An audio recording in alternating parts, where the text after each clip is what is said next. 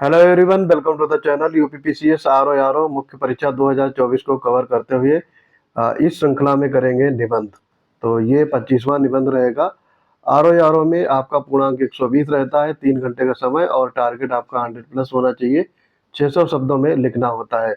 वहीं पीसीएस मुख्य परीक्षा में आपका समय रहता है 3 घंटे का, पूर्णांक 150 का रहता है और शब्द सीमा 700 शब्द रहती है। ठीक है, तो दोनों के लिए ये बेनिफिशियल है। अगर आपको पेड कोर्स ज्वाइन करना है तो यूपीपीएससी मेकर टेलीग्राम चैनल से जुड़ जाएंगे, वहां पर इसकी डिटेल्स मिल जाएंगी। इसकी टेस्ट सीरीज आरओ मुख्य परीक्षा की संडे से स्टार्ट हो रही है। तो काफ़ी नॉमिनल प्राइस में ये आपका कोर्स रन कराया जा रहा है।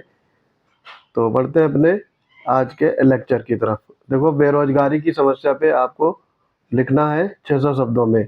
तो यहाँ पे प्रस्तावना आपका 150 शब्द है। तो देखेंगे प्रस्तावना। किसी भी देश के लिए बेरोजगारी की समस्या एक गंभीर तथा जटिल समस्या है। देश में इसकी स्थिति आम तौर पर अधिक विस्फोटक होती है, विशेषकर ऐसे देशों में जहां जनसंख्या बहुत बड़ी है और तेजी से बढ़ रही है। भारत के साथ ये बात विशेष रूप से लागू होती है।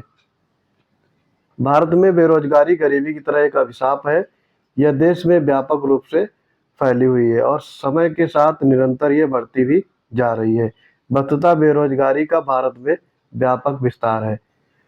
कोई भी क्षेत्र या वर्ग इससे बचा या मुक्त नहीं है। ये गांवों में भी नजर आती है और शहरों में भी। इसी प्रकार ये शिक्षित वर्गों के बीच भी देखने को मिलती है और अशिक्षित वर्गों के बीच भी बेरोजगारी आर्थिक समस्या है और सामाजिक भी। आर्थिक और सामाजिक दोनों ही रूपों में इसके परिणाम बहुत गंभीर घातक हैं। तो ये आपका हो गया 150 शब्दों में प्रस्तावना। अब मुख्य पाठ देखेंगे। ऐसे का जो मुख्य विषय होता है ये लगभग 430 शब्दों में लिया गया है। जब हम बेरोजगार शब्द का प्रयोग करते हैं तो हम उन व्यक्तियों की ओर संकेत करते हैं जो 15 से 64 वर्ष के आयु समूह में होते हैं। इस आयु समूह में आने वाले जो कार्य करने की इच्छा व योग्यता रखते हो,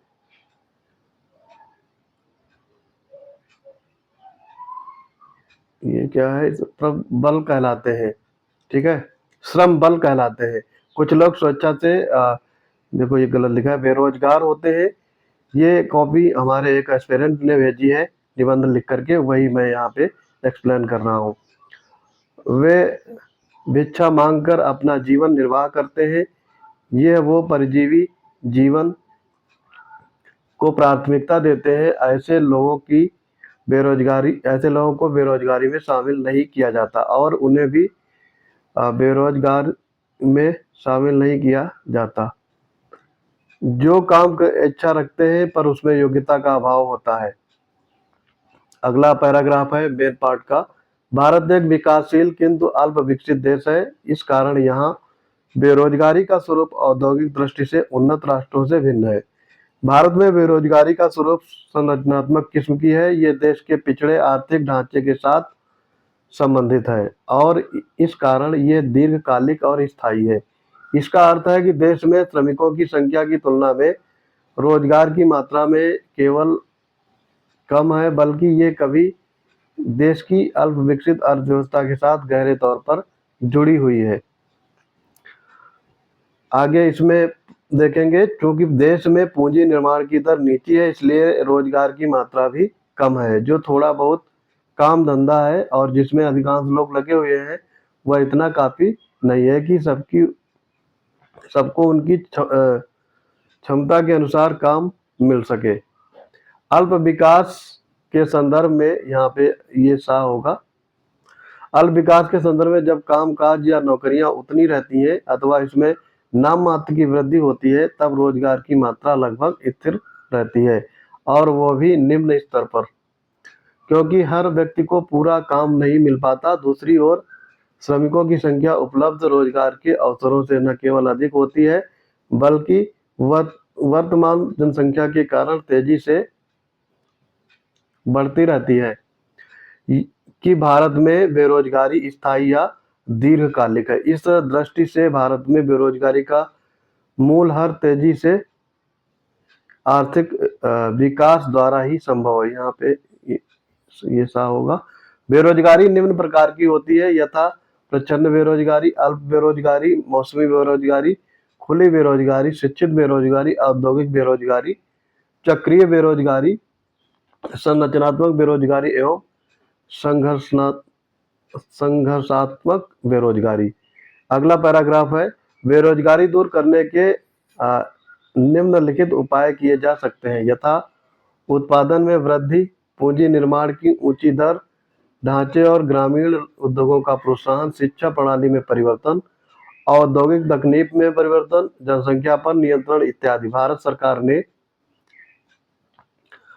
बेरोजगारी दूर करने के लिए कार्यक्रम भारत सरकार ने बेरोजगारी दूर करने के लिए 2 प्रकार के कार्यक्रम प्रारंभ किए हैं। एक है स्वरोजगार आधारित कार्यक्रम, दूसरा है मजदूरी आधारित कार्यक्रम।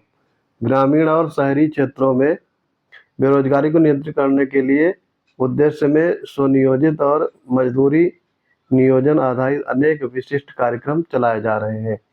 अब देखो यहाँ पे ये सब काटपीट नहीं चलती है। ऐसे में अगर आपको मैक्सिमम मार्क्स गेन करने हैं तो सटीक लिखना है। निष्कर्ष है 50 शब्द में।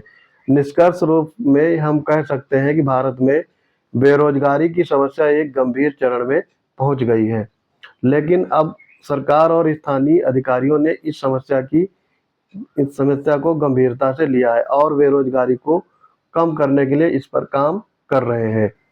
तो दोस्तों ये था आपका बेरोजगारी पर आधारित ऐसे।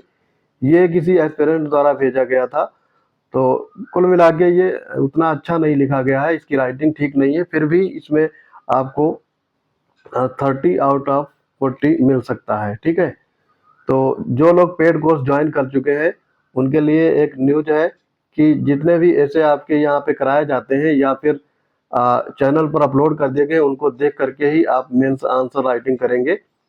और बाकी लोग जो लोग पेड कोर्स नहीं खरीदना चाहते हैं तो वो जितने भी चैनल पर अपलोड कर दिए गए हैं ऐसे या फिर हिंदी का परंपरागत, वो सारे वीडियो बार बार देखेंगे और खुद से ही प्रैक्टिस कर सकते हैं। क्योंकि उनके पास एक नेगेटिव पॉइंट ये रहेगा कि उनकी कॉपियाँ चेक कैसे होंगी, क्योंकि पेड कोर्स में ही ये सुविधा अवेलेबल है। तो काफ़ी कम प्राइस में पेड कोर्स रखा गया है। अगर आप अभी तक ज्वाइन नहीं किए हैं और आप मेंस में अधिक से अधिक स्कोर करना चाहते हैं तो टेलीग्राम चैनल से जुड़ेंगे, वहाँ पे सारी डिटेल्स दी गई हैं और आप जल्दी से जल्दी ज्वाइन कर लें, क्योंकि संडे के बाद इसके प्राइस हाइक हो जाएंगे। तो मिलते हैं अपने अगले इंपॉर्टेंट वीडियोज में, तब तक के लिए पढ़ते रहिए। जय हिंद।